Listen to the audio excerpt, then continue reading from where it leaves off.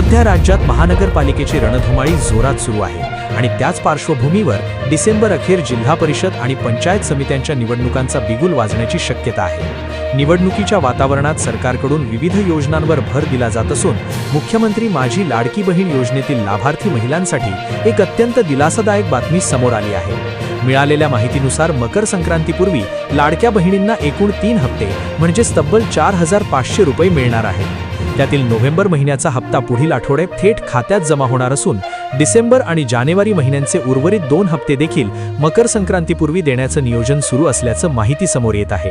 तसेच निवडणुकांच्या कारणामुळे या योजनेतील ई-केवायसी प्रक्रियेला आणखी 1 महिन्याची मुदतवाढ मिळण्याची शक्यता असून ज्यांनी अजून ई-केवायसी पूर्ण केलेली नाही त्यांच्यासाठी ही मोठी संधी ठरणार आहे।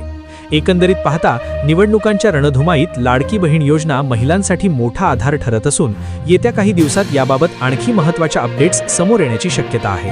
असेच नवनवीन महत्त्वपूर्ण माहिती मिळवण्यासाठी आत्ताच्या चॅनलला सबस्क्राईब करा।